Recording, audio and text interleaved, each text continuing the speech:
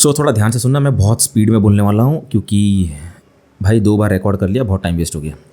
तो यहाँ पर मेरे को 2,000 रुपये का लॉस था, फिर यहाँ पर कुछ 2,000 रुपये का लॉस था, फिर यहाँ पर मुझे कुछ 1,500 रुपये का लॉस हुआ, फिर यहाँ पर मुझे कुछ 4,815 रुपीज़ का प्रॉफिट हुआ। Hello everyone, welcome to my channel. I hope सब बढ़िया होंगे, सब अपना हेल्थ का ध्यान रख रहे होंगे। अगर हेल्थ का ध्यान नहीं रख रहे हो तो प्लीज़ स्टार्ट टेकिंग एक्शन। और किसी को तो ये भी नहीं पता अपने हेल्थ का ध्यान कैसे रखे। अगर तुमसे जिम नहीं होता, रनिंग नहीं होती, तो एटलीस्ट एक ब्रिस्क वॉक कर लो। ब्रिस्क वॉकिंग या फिर फास्ट पेस वॉकिंग जिसको बोलते हैं वो कर लो। वो भी नहीं होता तो योगा कर सकते हो, योगा नहीं होता तो मेडिटेशन कर सकते हो। मेडिटेशन भी अगर नहीं होता तो अपने ब्रीदिंग को लेकर तुम नोटिस कर सकते हो, ब्रीदिंग पैटर्न अपना चेंज कर सकते हो। बहुत से लोग आज भी शैलो ब्रीदिंग करते हैं, जिसको डीप ब्रीदिंग क्या होता है उसको वो भी नहीं पता। सो एक डीप ब्रीदिंग स्टार्ट करो मॉर्निंग में, इट विल हेल्प यू। सो एक बॉडी एंड माइंड का कनेक्शन होना बहुत ज़रूरी है। बॉडी अगर अच्छी होगी तो दिमाग सही होगा, दिमाग सही होगी तो बॉडी अच्छा होगा। दोनों इंटरलिंक्ड है, दोनों का कनेक्शन होना बहुत ज़रूरी। एज बीइंग अ ट्रेडर मुझे रखना पड़ता है दोनों को इंटरलिंक्ड, यानी कि अगर मेरा बॉडी अगर अच्छा होगा तो मेरा माइंड स्टेबल होगा। सो माइंड स्टेबल होगा तो ट्रेड्स अच्छे ले पाऊंगा मैं। अगर माइंड ही चुदी पड़ी है माइंड की तो फिर बॉडी की भी लग जाती है। सो दोनों बिगड़ जाते हैं, तो दोनों का ध्यान रखना बहुत ज़रूरी है। एंड एक और चीज़ मैं शेयर करूं तो एक लेग एक्सरसाइज है जो मैं किया था, लेग डे जिसको बोलते हैं जिम में, एंड वो काफ़ी हैवी था। वो हैवी एक्सरसाइज करने के बाद मैं दूसरे दिन रनिंग पे चला गया। एंड रनिंग पे मैं यूजुअली 3 किलोमीटर्स 2.5 किलोमीटर्स रन करते हैं। एंड उस दिन पता नहीं क्या हो गया, ईगो था, ईगो कह लो या फिर एक ज़िद कह लो कि मैं 5 किलोमीटर दौड़ लिया। सो जिसकी वजह से क्या होता है कि जो शिन पेन होता है, शिन स्प्लिंट्स जिसको बोलते हैं, तो वो पेन चालू हुआ। वो पेन धीरे धीरे शिन पे तो नहीं रहा बट वो घुटने पे आ गया। और वो घुटने वाला पेन इतना तगड़ा था, इतना स्ट्रांग था कि ऐसा लग रहा था कोई घुटने में मेरे हथौड़े मार रहा है। लगातार 2 दिन तक I was not able to walk properly. And सीढ़ी बराबर चढ़ नहीं पा रहा था। सीढ़ी 2 बार तो गिरते गिरते बचा। पैर काँप रहे थे, पैर में दम नहीं है, फोल्ड नहीं हो रहा। टट्टी करने जाओ, पॉटी करने जाओ तो बराबर बैठ नहीं पा रहे। फिर मेरे को रियलाइज़ हुआ कि जो मैंने ये इंटेंसिटी की, जो मैंने ये इंटेंस वर्कआउट किया, वो कभी ना कभी लेट डूबेगी। तो बैलेंस होना बहुत ज़रूरी है। एंड मुझे ये पता चला कि लेग डे के बाद कभी भी भाई रनिंग नहीं करना चाहिए।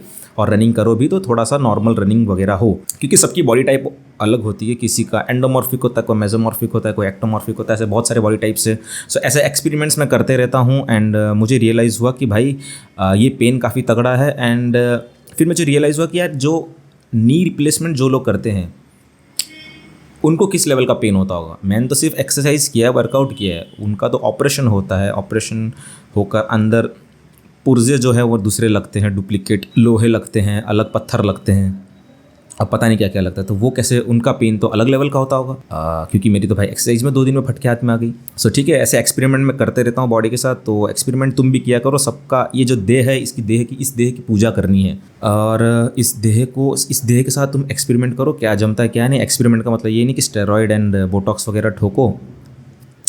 अलग लेवल पे बहुत सारे टेक्निक्स होते हैं इस बॉडी के साथ एक्सपेरिमेंट करने के। And I am recording this second time video. And मेरे अंदर वो गुस्सा इतना है कि बोलो मत। साला रिकॉर्ड किया, 1 घंटे घुस गया, आधे घंटे उसमें। उसके बाद पता चला कि जो स्क्रीन रिकॉर्डिंग सॉफ्टवेयर है, जो एप्लीकेशन है, वो अटक गया है। तो मेरा स्क्रीन तो रिकॉर्ड ही नहीं हो रहा है। And I am recording this second time. So फटाफट से मैं अभी ज्ञान की बात बहुत हो गया, मैं डायरेक्ट काम की बात करते हैं। एंड किस तरीके से मैंने ट्रेड लिया था वो मैं दिखा देता हूँ। पिछले वीक मैंने एक ट्रेड लिया था जहाँ पर मेरा स्टॉप ऑर्डर स्किप हो गया था। यानी कि सपोज मैंने स्टॉप लॉस रखा था 134 पे और वो स्किप हो गया, मार्केट ऊपर चला गया। एंड मैंने देखा कि मेरा स्टॉप लॉस ट्रिगर ही नहीं हुआ है। फिर देखा कि स्टॉप लॉस ऑर्डर स्किप हो चुका है। फिर मार्केट ऑर्डर मार के उसको एग्जिट किया लॉस पर, यानी कि जहाँ मुझे 1200 रुपये 1300 रुपये लॉस लेना था वहाँ पर मैंने 2000 रुपये का लॉस ले लिया। फिर मैंने मार्केट को बंद कर दिया। फिर लगातार 2 या 3 दिन लगातार लॉस है। फिर कल का दिन जो था वहाँ पर मार्केट में एक रिवर्सल मूव आया। उस रिवर्सल मूव में चढ़ा तो थोड़ा बहुत जो था प्रॉफिट हो गया। पूरे हफ्ते का जो लॉस था वो रिकवर हो चुका है। वो मैं तुम्हें दिखा देता हूँ डायरेक्ट स्क्रीन पे लेके जाके। ये वो ट्रेड था। ये ट्रेड पे मैंने एंट्री ली थी। यहाँ पर कहीं पे मेरा 25,800 पे मेरा एग्जिट था। इस एग्जिट पे मैं निकला। एंड इस ट्रेड के लेने के पीछे का लॉजिक मैं अगर तुम्हें बताऊँ तो वो मैं तुम्हें डायरेक्ट दिखा देता हूँ। ये कुछ डायग्राम बना के, ये एक डायग्राम है मैंने बनाया है, क्योंकि निफ्टी का कुछ नया सर्कुलर है। वहाँ पर ऐसा कहना है कि उनका तुम करंट डेटा शो नहीं कर सकते, तुम्हें पिछले 3 मंथ्स का डेटा शो करना पड़ेगा। क्योंकि अगर करंट डेटा तुम शो करके अगर दिखाओगे चीज़ों को तो जो रिटेलर है वो उसको स्ट्रैटेजी समझ लेगा और वो एडवाइजरी की कैटेगरी में आ जाएगा। और तुम्हारे पास परमिशन नहीं है एडवाइजरी, और मेरे पास सही में परमिशन नहीं है कि मैं एडवाइस दे सकूँ। यानी कि रिटेलर इतना बेवकूफ़ है, और या तो कह लो इतना स्मार्ट है कि अगर मैं कोई चीज़ बताऊं तो वो तुरंत इंप्लीमेंट कर लेगा उस चीज़ को लेके। एंड करते भी होंगे कोई कोई नहीं भी करते होंगे। सो सेबी का कहना ऐसा है कि चार्ट दिखा के बताओगे कि यहाँ पर मैंने ये ट्रेड लिया था तो लोग उसको बता देंगे अच्छा ये एक स्ट्रैटेजी है, तो इस स्ट्रैटेजी से मैं पैसे कमा सकता हूँ। तो वो लोग वो स्ट्रैटेजी को यूज़ करेंगे और उनका लॉस होगा तो फिर डंडे मेरे चैनल को आएगा। तो इसके लिए मैंने डायग्राम बनाया है, डायग्राम में मैं तुम्हें समझाने की कोशिश करूँगा। सो ये कुछ डे था, डे 1 कुछ इस टाइप का डे था। प्राइस यहाँ पर ट्रेड किया, फिर नेक्स्ट डे प्राइस इसके अंदर ही ट्रेड किया, कह सकते हो इनसाइड डे था ये। बैलेंस हुआ, बैलेंस के बाद जब प्राइस ओपन होके इस बैलेंस को ब्रेक करता है, सो सपोज प्राइस ओपन यहाँ हुआ, ये बैलेंस को अगर ये इस टाइप का अगर ब्रेक करेगा यहाँ पर कंसोलिडेट करके, तो कह सकते हैं कि प्राइस ऊपर जाएगा। बट प्राइस ने बिहेवियर कुछ इस टाइप का दिखाया, तो यहाँ पर बायर्स हो गए ट्रैप, फिर यहाँ पर जो कह सकते हैं bracket failure, look above and failed, फिर उसका जो हाई चांसेस होते हैं कि यहाँ तक इस मिड पॉइंट तक आए, फिर अगेन इस ब्रैकेट के दूसरे रेंज तक जाए। सो प्राइस का जो प्रोबेबिलिटी थी वो यहाँ तक की ज़्यादा थी कि यहाँ तक आए, क्योंकि पॉसिबिलिटी कह लो तो पॉसिबिलिटी तो बहुत कुछ हो सकता है, पॉसिबिलिटी यहाँ फाड़ के नीचे कहीं भी जा सकता है, बट इंट्राडे में जो प्रोबेबिलिटी बन रही थी वो कहीं ना कहीं यहाँ तक मुझे सही लग रही थी। सो यहाँ तक होल्ड किया तो कुछ 74-75 पॉइंट्स प्रीमियम में मिल गया एंड 1:2.7 का रिस्क रिवॉर्ड था, एंड जो मेरा लॉस था वो रिकवर हो गया। मैं तुम्हें रिपोर्ट बता देता हूँ, रिपोर्ट कहाँ गया, ये कुछ रिपोर्ट है 12 तारीख से लेके 16 तारीख तक का। सो थोड़ा ध्यान से सुनना, मैं बहुत स्पीड में बोलने वाला हूँ क्योंकि भाई 2 बार रिकॉर्ड कर लिया, बहुत टाइम वेस्ट हो गया। तो यहाँ पर मेरे को 2000 रुपये का लॉस था, फिर यहाँ पर कुछ 2000 रुपये का लॉस था, फिर यहाँ पर मुझे कुछ 1500 रुपये का लॉस हुआ, फिर यहाँ पर मुझे कुछ 4815 रुपीज़ का प्रॉफिट हुआ। सो ये पूरा डे अगर देखोगे तो लॉस रिकवर हो गया, एट दी एंड अगर देखोगे तो लॉस में ही है पूरा ये। एंड अगर पूरे मंथली की अगर बात करें सो 1 से लेके 16 तक तो ये कुछ we are still in profit. So अब आने वाले डेज़ में देखते क्या होता है।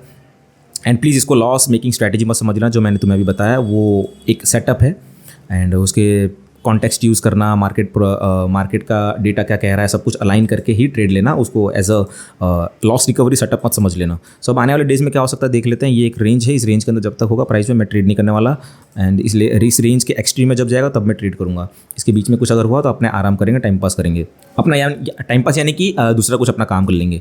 सो अब विक्स है जो वो धीरे धीरे राइज हो रहा है। विक्स है ऑलमोस्ट, अगर तुम एक पोजिशनल ऑप्शन बायर हो तो यहाँ पर तुम्हारे कैसे प्रीमियम बढ़ने के चांसेस हो सकते हैं कि लो प्रीमियम में तुम उठाओ, and positional short term option buyer अगर हो तो, क्योंकि बजट आने वाला 2 हफ्ता बचा हुआ है, तो यहाँ से वीक्स राइज होंगे तो प्रीमियम्स तुम्हारे बढ़ेंगे। अगर तुम्हारा डायरेक्शन सही हुआ तो तुम्हें प्रॉफिट हो जाएगा।